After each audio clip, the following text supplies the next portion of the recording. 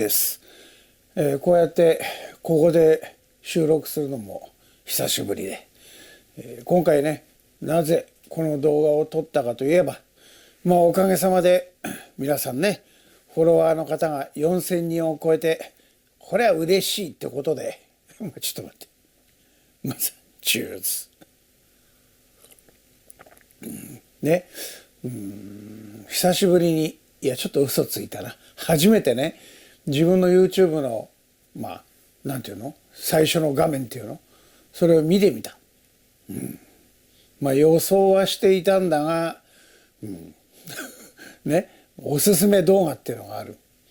なんかね、最近できたお友達とか知り合いに見たら、いやこれが出るよって言われたんで、と思ってね、見たらやはり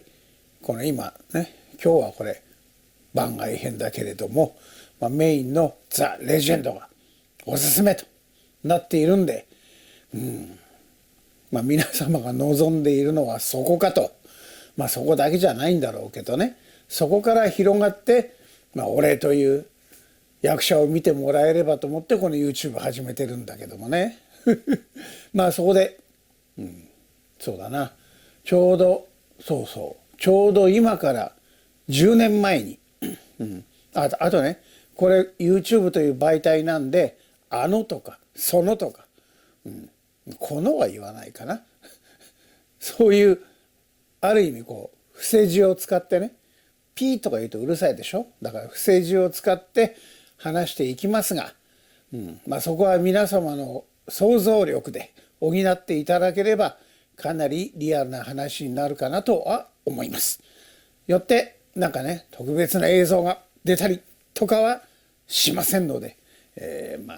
ラジオ気分で聞いていただければ、こんなダミ声ですが最後までよろしくお願いいたしますそう、それでね、そう今ちょっと切れたのはね、ちょっと咳払いしたからなんだけどそうね、伏せ字使いながらも、ちょうどね、今年があの業界をねやめて、そうだな、ちょうど今頃だったかな、17年くらいお世話になった株式会社 FA 映像プロダクツのこれは実名いいよね、あるんだから、そこのねオーナー監督であるヘンリー塚本さんのところにね、これは挨拶行かなきゃいけないかなと思って、ちゃんとアポ取って会社行きましたよ、ね、渋谷の先にある。そこでね、監督って言わないと怒るからね、あの方は監督お世話になりました、思うことあってこの業界辞めてね、副業だったとは言わなかったけれども、本業の役者一本でまたやってきますって言ったのがちょうど10年前。そしたらね、あの監督がこのそうか、戻ってくんなよって言って、いや女優さんじゃないんだからね、名前変えて再デビューとかしませんよとか思いながらも、いやとか言いながら、そうだな、あの時は黒のカウボーイブーツ履いていたかなね、スタッフのみんなにもお世話になりました、チェスって言って、渋谷の方にとぼとぼ歩いていったのが10年前ね。もうあの業界を辞めてから10年経ちますね。でもあそこにいて、そうだな、あんまり長くなってもあれだけど、いいんじゃない、聞いてよ。あの業界に入ったのがちょうど36の時、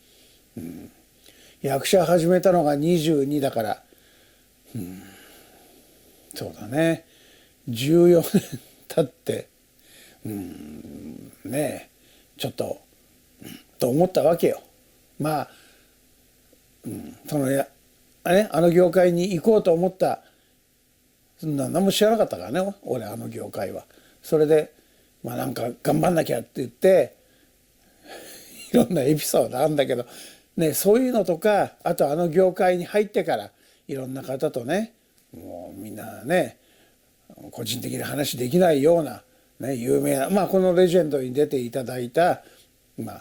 徳田茂雄こと石井さんとかね、なんか私はねお父さんだと思ってるからそれとあとね小沢大先輩ね、小沢徹さんね、そうそうそう、ああいう方とねこうやってお話できるようになったのも貴重な経験ですし、加藤隆さんとは2回ぐらいご一緒させてもらったかな。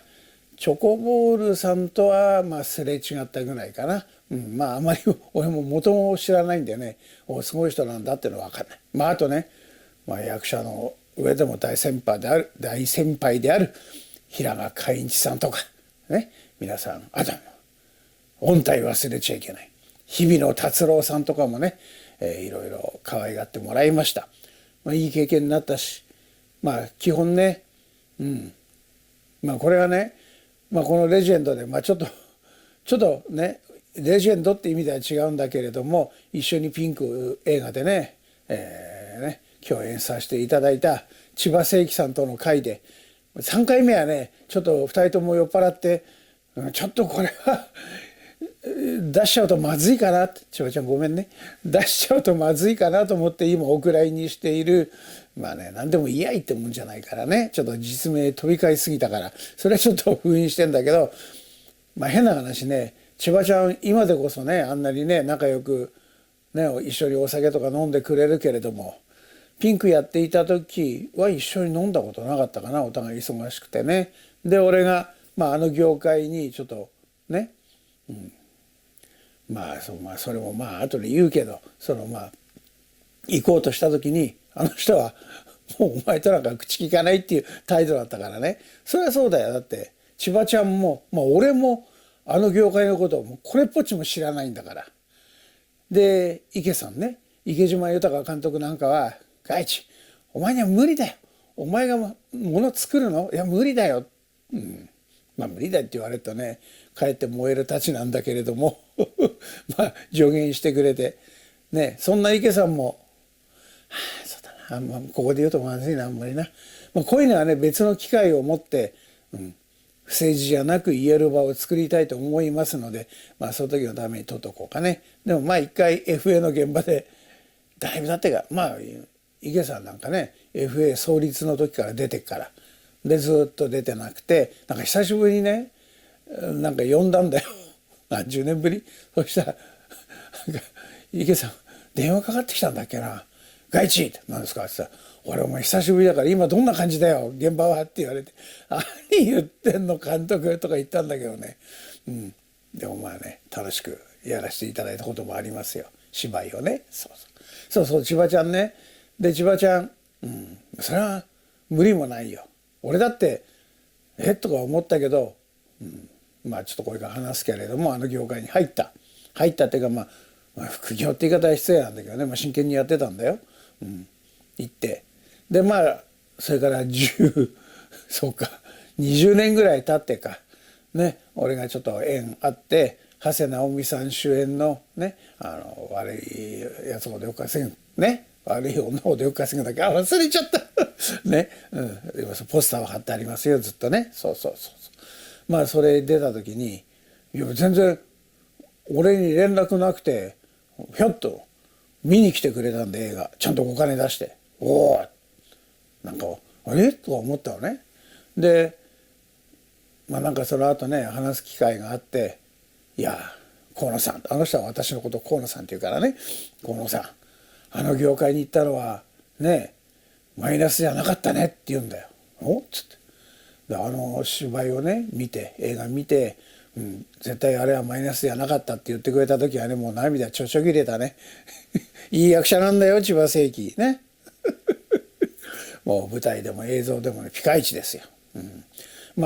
それから飲む機会とかあって、飲んで2回ぐらい飲んだかな、その後。それでザ・レジェンドね、ちょっとねこれはレジェンドって読んじゃいけないんだけれども、ピンクで戦った中で、そうだ千葉誠樹とピンクを語ろうっていうやつでね、ピンクってピンク映画だからね、映画だからいいでしょ、名前つけてもね。で撮ったと。そんなのがあって、そうね、36の時、ちょっとね不正事も交えてちょこっとだけ言ってみようか。22で役者始めて本当役者の世界も右も左も知らない中でポンと入ったのね。でその時は、演劇集団縁っていうところの、養成所から始めたわけですよ。いろいろあってね、探したよそりゃ。状況劇場前まで行ってみたけど、なんか門が高えなとか思ったしその前にね、新劇とか言われるものをはじめ、小舞台って言ったら失礼なんだけど、小劇場っていうのが失礼なんだけれども、いろいろ見て、芝居自体あんまり知らなかったからね。ただそれは前も話したかな。ちょこっとね芝居をなんか義理で見たのよ。そしたらおっとこれ見るより向こう方行った方が楽しいかなと勘違いしちゃったのが今から40年前のことだったんで、それでいろいろ見た。当時もう今映画館になってそれもなくなっちゃったのかな。吉祥寺のバウスシアターってところでね、初めて劇団30丸見て衝撃受けて、これかここいいんじゃね、いろいろ調べたらね、俺と同い年で、渡辺今エリさんだっけ、エリ子さんが可愛がってる愛弟子がいる。豊悦同い年じゃん、これはダメだなって。いや俺技量も違うんだけど、その時はね、でやめて、でいろいろあって、演劇集団縁の基礎化というところから芝居始めるわけですよ。それから14年ね、鳴かず飛ばずで今思えばもっとね、役者のために研鑽すること、いろいろ吸収すること、また売り込むこともね必要だったな。やったんだよいろいろ。でも今思うともっともっとね、早くこの楽しい世界で仕事ができるようにするべきだったと思うが、それで36の時だよ。もうねいろいろやったね。トラックのうんちゃん、消火器運んで粉まみれ銀座のボーイで雨の中靴が破れて靴下ぐしょぐしょみたいな、ちょっとね年度は変わってっけども弁当屋でね運ぶ時に、今日はじゃあ何のつもりで運ぼうか、よしエジプトでねピラミッドを作っている一人だっつって弁当運んでいって、俺は何をやってんだろうとは思わなかったからね。ただの弁当屋だと思うなよって言いながら、高級オフィスのお姉ちゃんに芝居の券売りつけてたりとかしていました。ありがとうございます来ていただいて。そんな時あって、もうねバイトは嫌だなと思いながらね、バイトしないと食えないからね。で36の時に、ちょっと訳あって30ぐらいからおやじさんが亡くなっちゃって、俺一人っ子だから、しょうがないんで実家に帰ってきたわけよ。当時いたね奥様と一緒にね。でうちから最後のバイトがうちから歩いて5分ぐらいのところにあった、今ではもうないのかな、ミニストップっていうところの、いや初めてだよ俺コンビニだけど、そこで雇われ店長みたいな、夜だけ店長みたいなね、とか思って、その時にもうその時でピンク映画はね、千葉ちゃんともそうだけれども何本か出ていたわけよ。千葉ちゃん時の回も話したけれども、いっぱいセリフがあるんだよ。今までねいろんないろんなでもないか、映画とかね、テレビとか、出させていただいても、長くても1ページあるかないかぐらいのセリフで、それでも十分なんだよ。だけれどもピンク映画出たら、いやいや主演女優の次に名前は出てくるしさ、もう嬉しくてね楽しかったんだけど、やっていたと。ただねやっぱりそこでずっとね研鑽してね有名になった方もいっぱいいらっしゃいますし、俺なんかまだまだだなと思うんだけれども、いろいろあってね、詰まっちゃったわけよ。で何がないかなと。役者は変わんないんだけれども、じゃあ作りたいなと。作るんだったら、でもね、映画を作るとなるとすごい映画監督と接してるわけよ、一応は。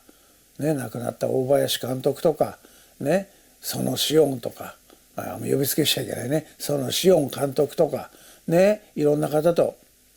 それだけじゃない、いろんな、ね、テレビのディレクターであったりとか有名な方と、ね、一緒に仕事をさせていただいて、これはドラマの監督なんていうのはある意味天才じゃないとできないなと思っていたから、そんな中でも何か作りたいと、自分で劇団ねやっていた時期もあるんだけれども、何かこうね、クリエイティブなことっていうとかっこつけるけども、自由にやりたいと思って、自由だったらちょっとね、アンダーグラウンドがいいんじゃないかなって、それも失礼な言い方なんだけれども、そこでね、あの業界があるじゃないかと。変な話、俺ね知らなかったんだよ。もう見てない。このぐらい言ってもいいから、見るくらいだったらね、好きな女の子の横に行って手の一つを握った方が、ビンタされようがまだいいんじゃないかっていう考えを持ってるからね、見て何が楽しいんだよとか、そういうもんじゃない。さあ、そうだね。その時に初めてこれは見なきゃと思って、俺だから作りたかったんだよ。要は自分の会社を起こして、何十本100本はいかないかな、自分でね作って、ライブものとドラマを中心に、ライブとあえて言っときましょう、ライブものを作りましたね、そのために行ったわけよ。で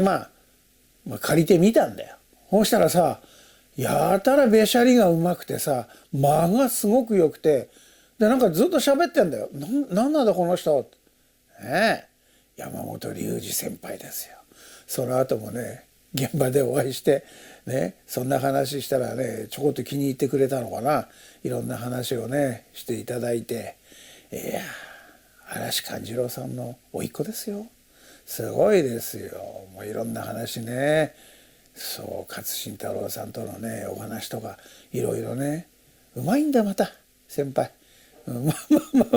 そういう経験もさせていただいて、それでね、なんか作りたくて、会社を作ろうと舐めてたわけじゃないんだけれども、あの業界だったら自由にできるんじゃないかとね、その枠を超えて何かがね作れるんじゃないかと思って、変な話、コンピューターも分かんなかったし、カメラなんかね、趣味でそれはね、なんかスチールとか、当時ビデオあったのかな。ビデオないな俺。ビデオで撮ってたことってないな。撮られたことしかないね。フィルムも含めてね、だからそれも全然知らないんだけど、なんか作りたいっていうのがあったから、これだったらいいんじゃないか。でも俺見たのはその山本龍二さんが喋ってるとこだけの一本っていうのもあれなんだけど、それで単身飛び込むわけですよ。ね、親戚のおじさんからお金借りて、今でもね仲良くしていただいてるデジタルワンダーランドの服部さんと、ここで名前出すなって怒られちゃうから知り合って、その時はねそこの社長と知り合って、コンピューター編集用のコンピューター作っていただいて、その前にまず撮ってたんで、編集もできないから、その時にいたたけちゃんっていうカメラマン、たけちゃんと知り合ったのは撮り始めたから、そうパイロット版をね、あれどこだあれ、やったこと言った九十九里で、あんまり細かいとこは言いませんが九十九里でね、徹夜して撮ったあのパイロット版ね、たけちゃん明け方「ダメだ!」どうした?」もう目が見えないとごめんね。でたけちゃんに編集してもらったりとかね、前も言ったかな、これもピーになっちゃうのかなね、ぼかしを入れるのにないからね、 FA にいたね長江監督、今では監督ですね、有名なね長江さんにね言ったら「いいよ」っつって、いいやつなんだよ、またやつとか言ったら怒られちゃうかなね、長江監督がね FA でちょっとね手を休めて俺の作品にね、一応許可取ったんだよ。ね、ぼかし入れてくれたりとか皆様の協力のもとで、ね、第1号ができるんだけれども、やっぱりね何でも商売にするとなるとそれなりの規制があるっていうのはまだ分かってなかったんだね。36にもなってね自由なことできないのよ。でもね、作りました。そういうドラマもね、稚拙ながらもね一生懸命本当にその時はもう命かけたからね、これ大丈夫かな。で話を営業もしなきゃいけない。そんなことしたことないからね。いや本当俺役者しかしたことなかったから、バイトはしたけれども営業ってどうすりゃいいんだって。名刺すろうって名刺吸ってで裏に書いたのが、これ言葉だけだったら分かんないからね、しぼむか立つかそれが俺の挑戦だって書いたんだよ。いや俺真剣に書いたんだよ。だからドラマを見てもうねもうドラマに吸い込まれるようになって、それでもそこにね、エロスを感じるかどうかっていうそこの挑戦だ、あんまりこれ以上言うと YouTube でダメになっちゃうからね、この辺にしとくけれども、その成果はあった。ただあの業界の媒体として売れるかっていうと、売れなかったね。俺の売り方アピールの仕方もあれだったのかな。作品にはねある程度作品っても、商品にはね自信はあったんだけれども、なかなかね難しいもんでそれで会社は10年ぐらいやって、これちょっともうこれ以上やると今でも赤字なのにもっとまずいなと思ってやめて、それから編集とその後ね、レンズの前にね立てるっていうのは役者にとってね絶対これは必要なことなのよ。マイナスにはならない。で真剣に芝居やるからね俺としては。だからそういう意味でやってたんだけれども、なんだかんだ18年ぐらいいたのかな。でもいろいろね吸収ねさせていただいたこともあるし、いろんな方のねお話を聞くことができて今の私がいるという感じで、もう辞めて10年になりますがね、復帰しないのとかそういう問題じゃないっつう俺は役者だっつう役者だって自分で言う役者はよくないんだけれどもね、そんな感じで、何が言いたかったんだろうね今日はねちょっとね久しぶりにこれやると酔っ払って喋りすぎちゃうんですけれども、そんな感じでねまだまだこれからね折り返し地点からまだ3歳しか経ってないので、まだまだねあと57年役者やっていくんでよろしくお願いいたしますでもねこれもっと言いたいのよ。ここまで出てんのよ。いろんな面白い話なんだからここじゃ言えないけれども俺は真剣にやってたんだよ。真剣にやってるけど人に話すとみんな腹抱えて笑ったりそうなのあの業界の現場はって言うんだけれども、いやそれはみんな真剣にやるさ。遊びじゃないんだもん。仕事なんだもん。でもその中でなんだろうな、滑稽にはないだろうけど真剣さゆえのなんかおかしさみたいなのがあるじゃん。それとかあと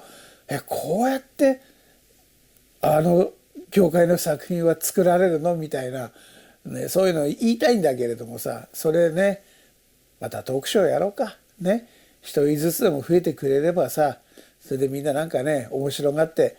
そんなことやった役者が今ねそれどういうところで生かしてんのかな、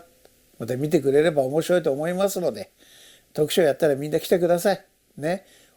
人の作品見せるわけいかないから、いや小沢さんなんかFA の作品流しゃいいんだよって、いやそれはできないから小沢さんね俺が作った作品を流しながらこうやって今度はね、今まで俺こんな感じだからベシャリン多くてさ集中できなかったから、それは俺は見りゃ分かるんだから、まず見てもらってその後で実はこんなことがあったんだよみたいなことを言うとよりね面白いかなと、私もちょっとずつ成長していきたいと思いますので、それでは長くなりましたが今回はね番外編ということで、私は全然レジェンドでも何でもないんでねそこに参加させていただくっていうのもおこがましいんですが、番外編ということでね、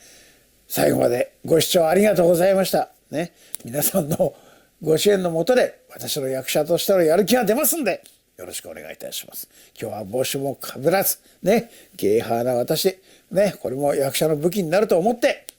やっておりますのでYouTube もね、みんな見ていただければ、そこから何か広がっていかないといけないので、よろしくお願いいたします。サブスクライブも待ってますよ。平気で言いますからね、私はこういうことはね、グッドボタンもよろしく、ね、コメントあったら書いてください。ね、もっと頻繁にね、トークショーやれとか、いろいろ言ってください。てな感じで外地でした。それでは、これからも末永く、祝よろで。この番組はね、これ最後。では皆さん、チュース。